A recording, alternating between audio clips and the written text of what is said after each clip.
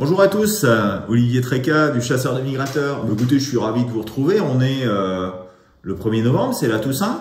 Et ceux qui ont choisi de m'écouter doivent avoir un bon petit café ce matin parce que il y a eu un mouvement à la côte, un bon mouvement, surtout sur les côtes du nord-ouest. Alors, j'ai pas vraiment toutes les infos, mais ça a bien tiré sur les Flandres, ça a bien tiré sur le littoral de Calais, sur Merlimont, baie de Canche. Alors, j'ai pas d'autres nouvelles, baie de Somme, etc. Mais ça a bien tiré. Par contre, à l'intérieur, quasiment rien. Tout a pris la côte. Mais bon, au moins, il y en a qui en ont vu. Donc, le café a bon goût ce matin.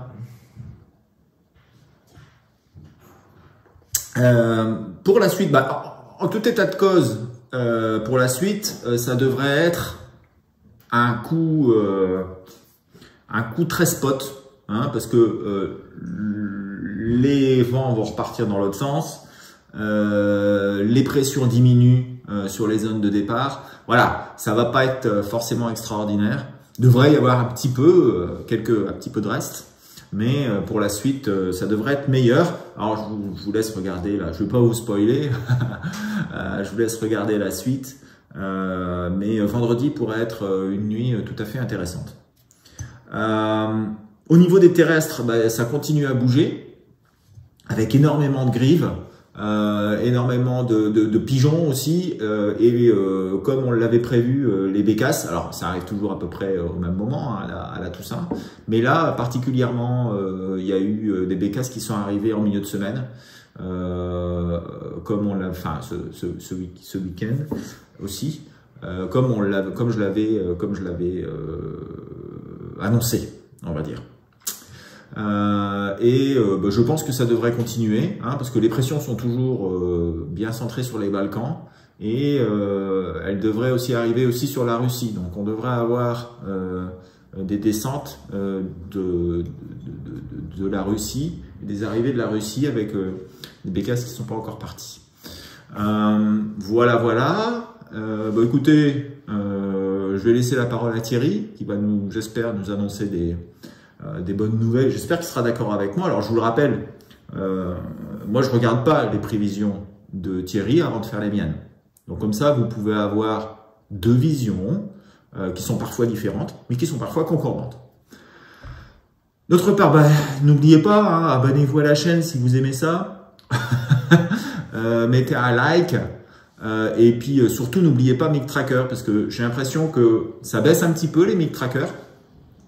Bon, évidemment, il n'y a pas beaucoup de mouvements en ce moment, mais c'est important de mettre même les capots, les mauvaises conditions, parce que ça permet de savoir aussi dans quelles conditions on a des capots. Et c'est aussi important pour la statistique. Donc, n'oubliez pas, poster sur MigTracker, ça prend vraiment pas beaucoup de temps et ça nous permet d'avoir des statistiques tout à fait intéressantes et plus complètes que si on met que les fois où on a vu du gibier.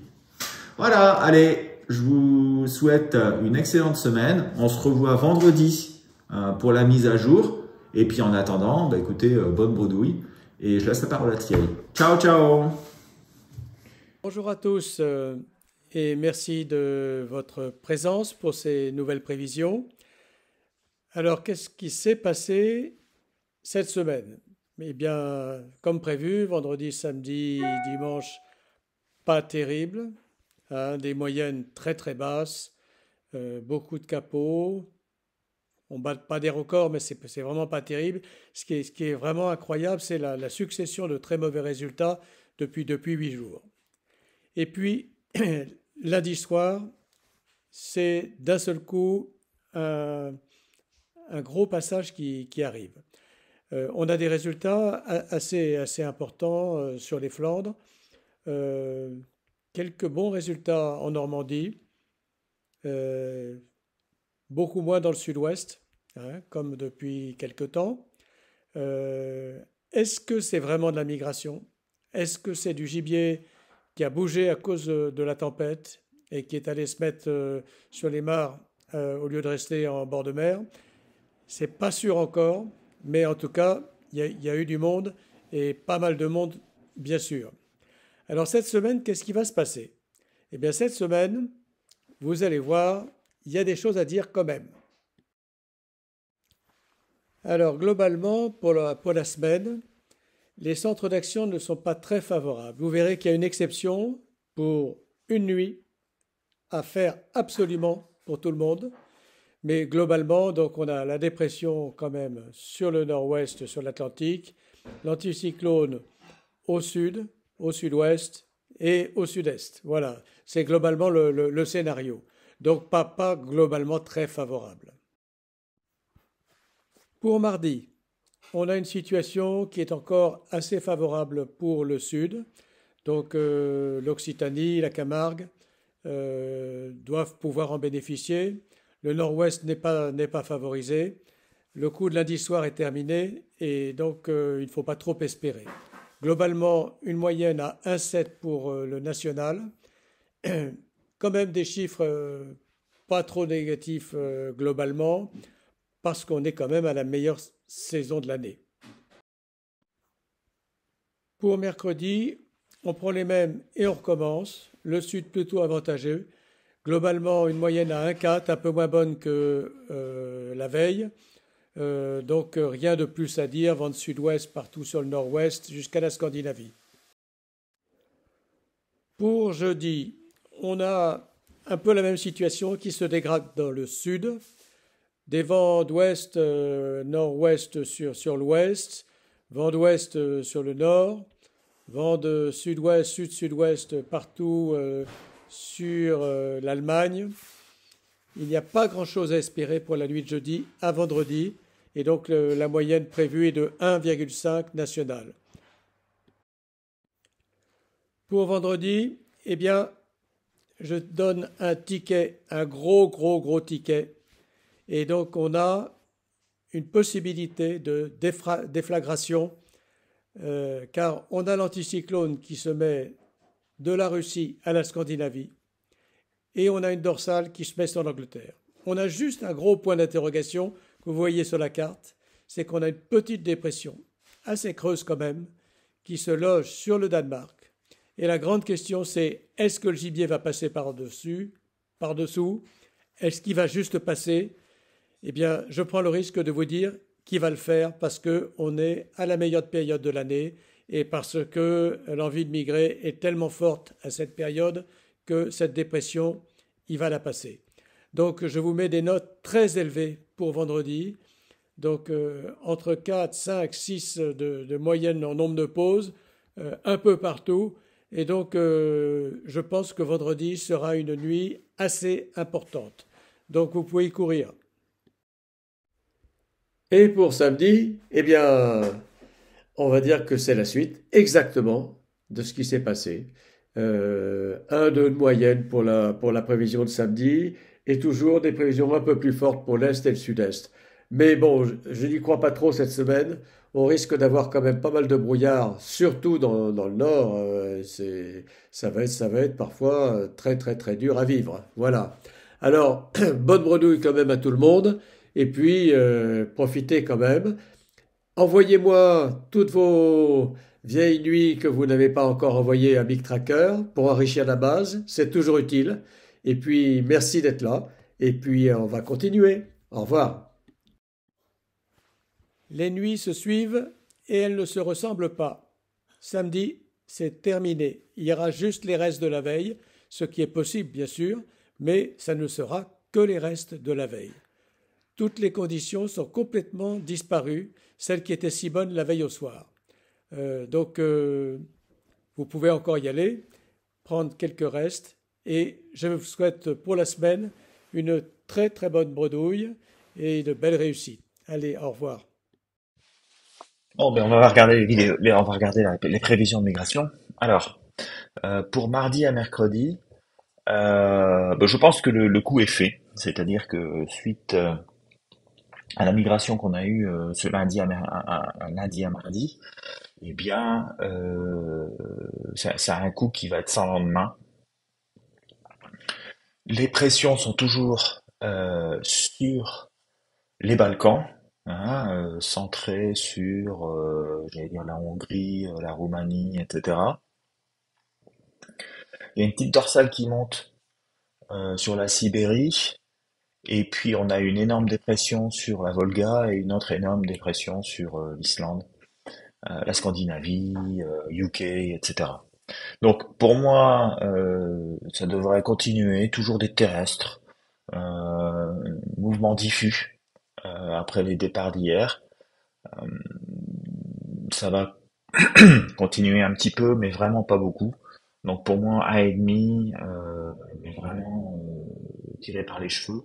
Probablement un petit peu plus sur le sud-est, parce que avec cette dépression qui est sur la Volga, ça entraîne un bon flux de nord-est sur la Sibérie. Ça pourrait arriver jusqu'à la Pologne, pourquoi pas aller un petit peu plus loin, mais là aussi j'y crois peu, ça fait quand même beaucoup de route. Alors, si on regarde mercredi à jeudi, je pense que ce sera quand même la moins bonne nuit. Les pressions sont toujours centrées sur la Tchéquie, hein, donc peut-être, enfin pour moi il y aura pas de migration. Les conditions changent pas. Euh, Toujours vent de sud-ouest avec de la pluie sur les îles Britanniques, sur le Danemark, etc. Tout ça, ça va pas partir de là-bas.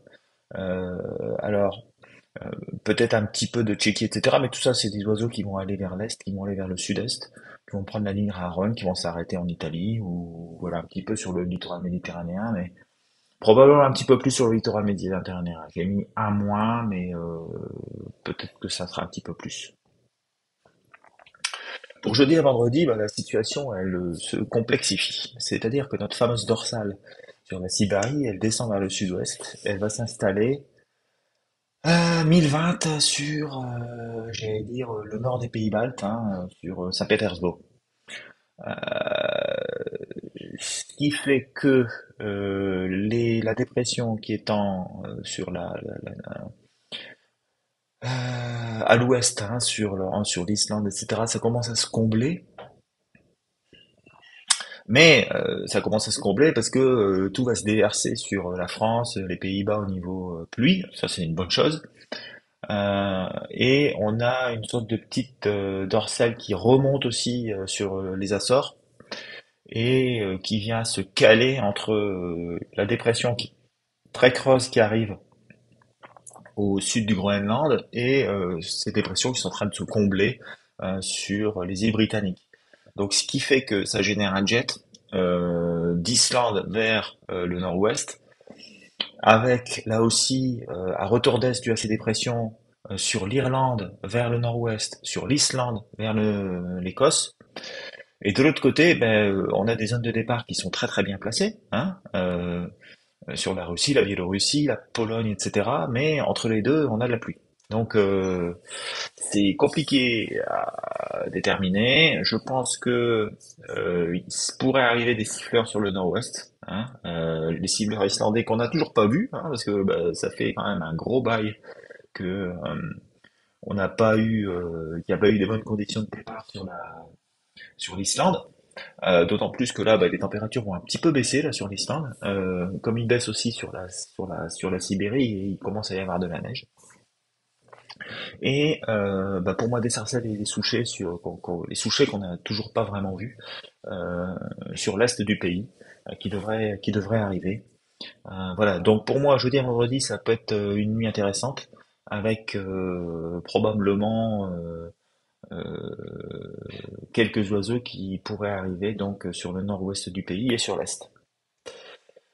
Euh, la nuit de vendredi à samedi, pour moi, là aussi, c'est assez complexe à évaluer, mais je pense qu'il pourrait y avoir quelque chose. Alors, je vous explique pourquoi. Les pressions, ben, maintenant, elles sont vraiment sur Saint-Pétersbourg, sur Moscou, etc. Enfin, voilà. Et on va avoir un vent de sud-est qui va démarrer de ces régions-là, en particulier sur la Pologne. Donc ça, c'est un premier point. Ensuite, il y a un deuxième point, c'est qu'on a une dépression qui est sur l'Italie, sur le sud-est de la France. Donc ça va générer un retour d'est relativement important à partir du sud de l'Allemagne. Troisièmement, on a un jet qui continue à être excellent, hein, et qui démarre de la mer du Nord et qui va jusque dans le bas, dans le sud de la France, voire un peu plus loin. Et des vents qui se mettent temporairement, hein, au nord-ouest, voire nord, à la faveur d'un retour d'est, hein, et puis d'une montée de dépression aussi, sur la mer du Nord et un petit peu sur le Benelux. Donc pour moi, ça pourrait être une deuxième vague, après la première vague qu'on a eue lundi, il pourrait y avoir une deuxième vague avec qui sera probablement un petit peu plus forte, avec probablement toutes les espèces. Et en particulier, je vois bien des oies passer.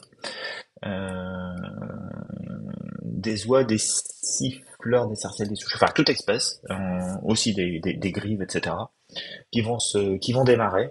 Alors attention vendredi soir, hein, ça pourrait bien que ce soit une très bonne nuit à passer. Voilà, bah écoutez, ensuite pour le samedi ça revient comme avant.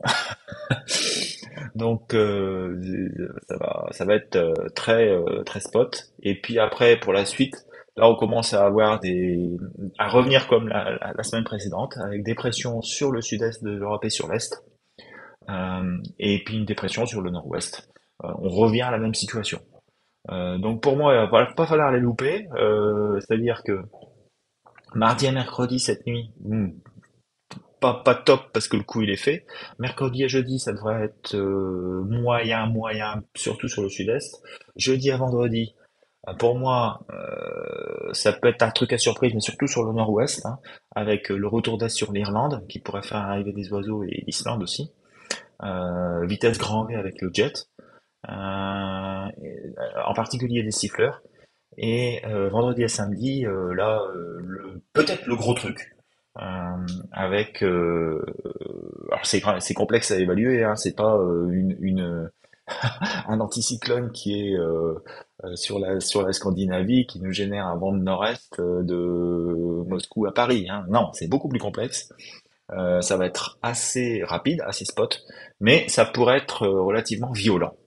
Voilà, bah écoutez, je vous remercie beaucoup, je vous souhaite une excellente semaine, et puis on se retrouve vendredi pour voir si les conditions sont toujours relativement bonnes. Allez, à bientôt, ciao.